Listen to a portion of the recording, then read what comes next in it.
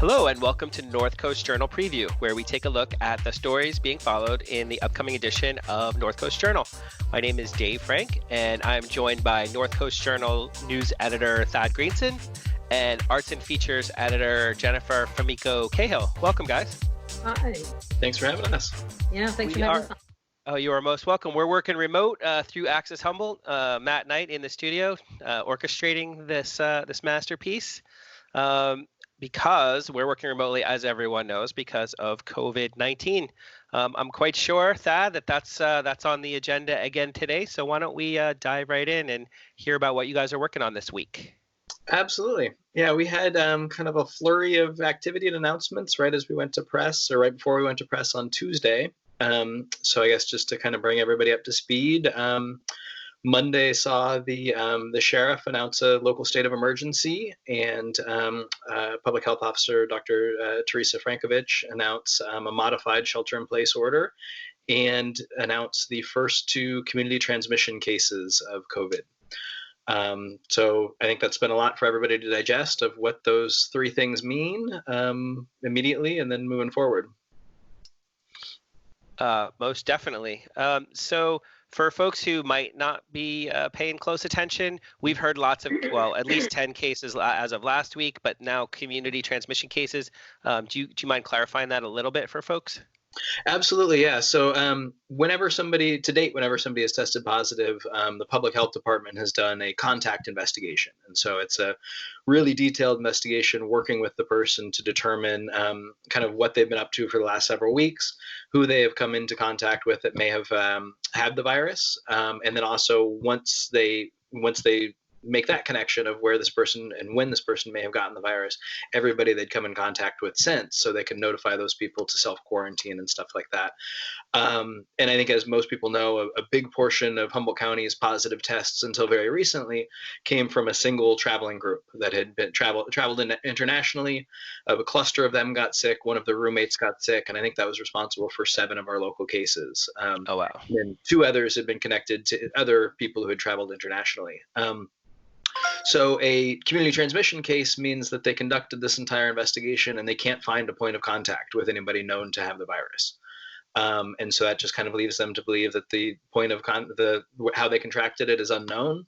These people didn't travel outside the area, and they didn't come into contact with a known patient. And so what public health thinks that means is that COVID is spreading locally undetected among people who don't know they have it yet. Which might explain and segue to the state of emergency and the modified order. Do you have any details you'd like to share with us about that? Yeah, so 100% explains the modified order. That was pretty much a direct response to the community transmission cases. And basically what the modified order does is it takes the order that was already existing in place, which is, tells people to shelter in place except for leaving for essential outings, like going to the doctor's office, going to the grocery store, going to the pharmacy, but really limiting, public outings as much as possible. And this just takes it a step further. So that one was supposed to be in place until, I believe, until April 10th. And the new modified order puts it in place indefinitely, and then it imposes some further restrictions. So it closes golf courses, for example, puts further restrictions on what people can do as far as outdoor recreation. The other one kind of said that outdoor recreation was fine as long as you're doing social distancing.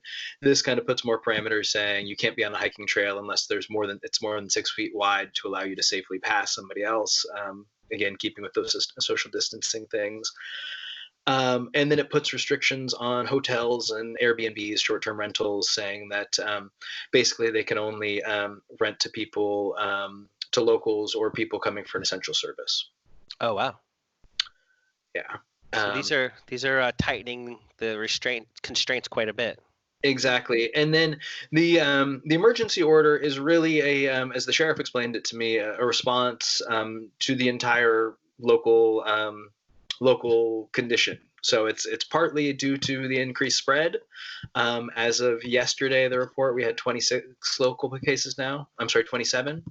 And so it's partly in response to that, but it's also partly in response to the the increased community government agency responses to COVID, and the incredible business losses that have come as a result of the shelter-in-place order and stuff. And so, what the emergency order or declaration does is it allows the County Office of Emergency Services to act as the lead agency. So all local requests for supplies, for manpower, anything like that are funneled through OES now, and the sheriff is kind of the top of command there. And then it also allows the county to apply for all kinds of federal and state reimbursements, both as far as some business losses, but then more so as far as extra expenditures from the government responding to this local situation. Understood. So it's not just a formality, it's actually opening up resources and kind of expanding the set of requirements for all of us to be a little bit more responsible. Yeah, and the emergency order also, or the emergency declaration also changes the command structure significantly in response to this. Up until this point, public health has been the lead agency, and this really puts the Office of Emergency Services and the sheriff in control. Obviously, they're still taking tons of input from public health, and it's a hand-in-hand effort, but it just kind of changes who's at the top of that pyramid. Well, excellent. Thank you very much. I think one thing I'd like to add, I'm sure for people who haven't seen it, if you look at the chart of the data of the states of the cases as they're unfolding, California seems to be doing it right. So while some of these things may be inconvenient or or worse, it's actually working apparently, because we're doing better. We're the largest state, but yet our curve is the flattest. So these things are all really starting to I think show positive results for us. Definitely, and I guess just to that, I would add that at the virtual town hall meeting public health officials held on Monday, I asked Dr. Frankovich what kind of public health modeling locally was telling her about when Humboldt County would see kind of peak infection rates and stuff, and she didn't want to answer that question. She didn't answer that question. But one thing she definitely conceded is that the further out peak infection rates are, the better it is for us and the better it is for our health system. And so the current situation is really inconvenient for a lot of people. I know it causes a lot of anxiety, but I think it's important to remember that it is absolutely crucial we do everything we can now to flatten that curve, to keep the peak infection rate months down the road, if we at all can. Well, fantastic. Thanks again, Thad. How about you, Jennifer? What have you been working on this week that you'd like to share with us today? Well, a couple of things.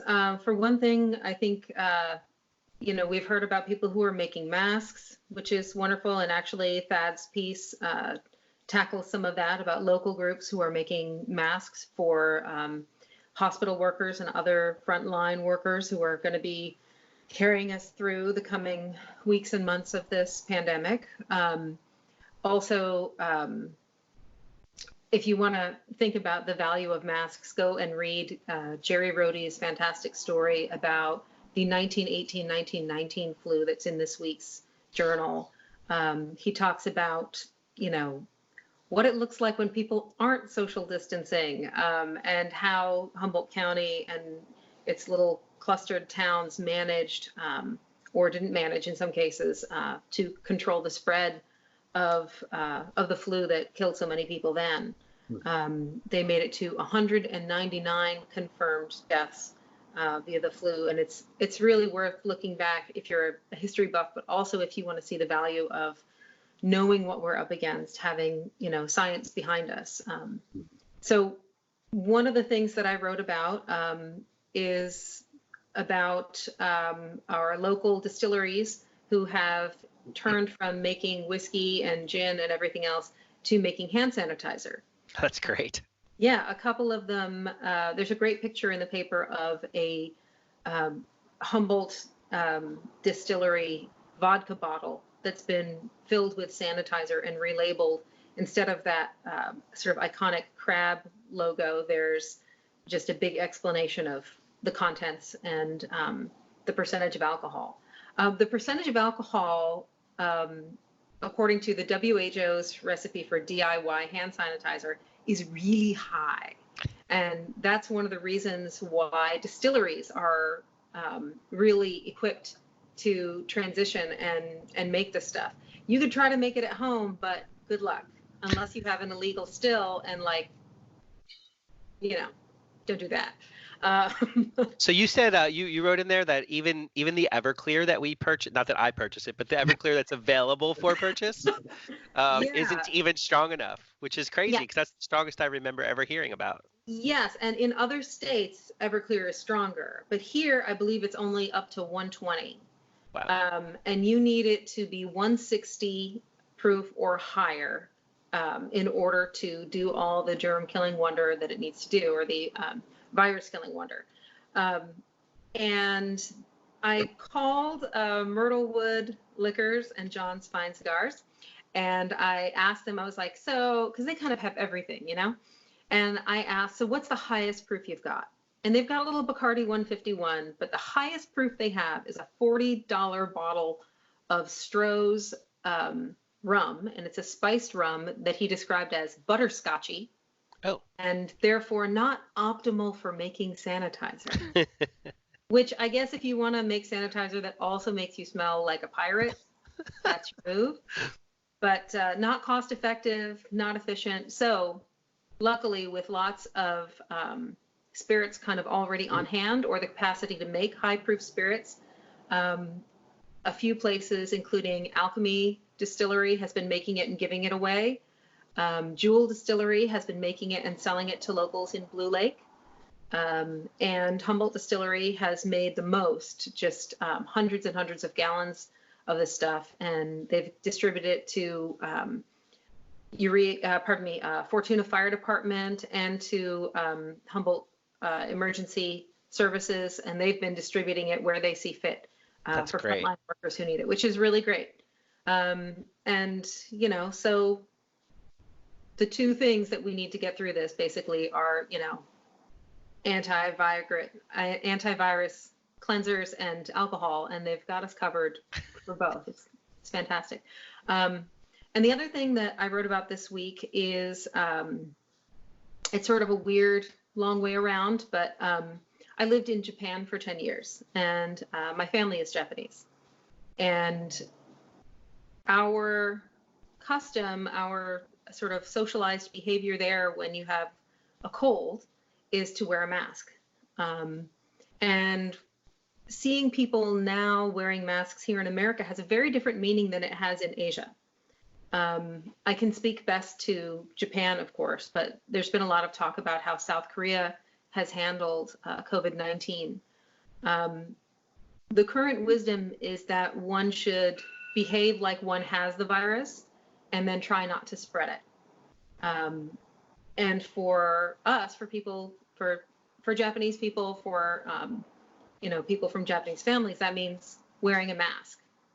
In America, a mask kind of signifies I am trying not to get your germs, right? There's been a lot of focus on how if it's not an N95 respirator mask, it's not going to do anything, you shouldn't bother.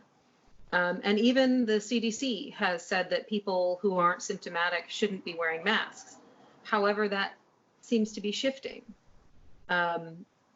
In Tokyo, whenever my kids had sniffles, whenever I had a scratchy throat, I wore a mask, and that was to keep other people from feeling the effects, from getting my cold. There's been a lot said about Asian culture being about the collective rather than the individual, and that has its strengths and its shortcomings. But in situations like these, in situations where we're talking about contagion, it's a strength to look out for other people first, to put your community first. And so I am arguing in this piece that maybe it's time that we all start wearing masks. Maybe those of us who are asymptomatic need to wear masks when we go out.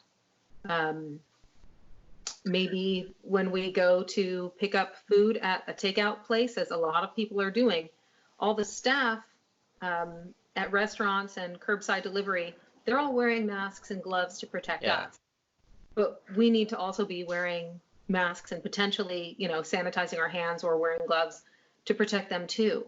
The New York Times this morning had a piece in which doctors were speculating that some 25% of people who test positive for COVID-19 may be asymptomatic. So you might not know that you have it, but you should still behave as though you do. In the piece, I start out by talking about how Edo period in the 1600s, how firefighting was done in Japan. And they didn't have bucket brigades. So when a fire broke out in one of the wooden houses that were so tightly packed together, they would tear down the houses on either side in order to keep the fire from spreading. And it may be that a homemade mask, because all of the official N95 masks, they need to go to our frontline responders, our medical staff, etc. But it could be that we need to focus on stopping the spread. And it's possible that I may not be able to find a mask that will keep me from getting COVID-19, but I can try and keep from giving it to someone else. And so that's something that I wanted people to think about how we can do our best under these circumstances. Not only worry for ourselves, but put our community first and put the safety of our neighbors before our own. If I can just jump in there real quick, one thing I want to add is, well, I guess two things. One is it's a fabulous piece that everybody should read.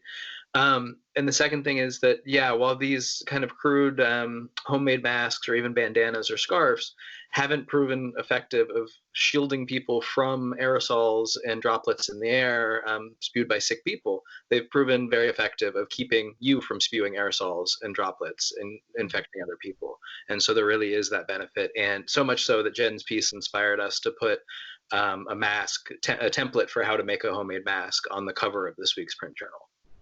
Oh, that's awesome. You can DIY it at home. Mm-hmm. I've seen people putting notes online that this is a really important practice, but it really hits home when you explain it as a cultural custom of community responsibility not to infect other people. And so hopefully it's something that we're able to internalize here for that, so we can pick up that same benefit. I think if we look at the curves in, for example, South Korea, which is a culture where people wear masks when they're sick, I think it's worth really thinking about giving it a shot. Absolutely. And I would just add that in Jerry Rohde's piece about the 1918-1919 flu pandemic here and the local response, there came a point when the county issued a mandatory countywide mask ordinance that everybody was supposed to wear one when out of their homes. And I honestly don't think it's a stretch to think that that order is coming in the COVID-19 pandemic in Humboldt County as well. It certainly seems reasonable enough. I mean, I was just in the post office the other day, and they put up plastic sheeting between the employees and the customers, and they put spacing elements in place. And I would say about half of the people in there had masks on already. So there's a good sign that some people are maybe hopefully already starting this practice. I think too, if some people start that practice, that's a thing that can catch on. Well, that's great, guys. Thank you very much. I really appreciate it. This has been informative and essential to stay in the loop during this extraordinary time. We'll meet again next week. Thanks again. That just about does it. Everyone out there listening, pick one up or get it online. Stay informed and stay safe. Thanks, guys. See you soon. See you soon. Wash your hands. Yes. Bye, guys.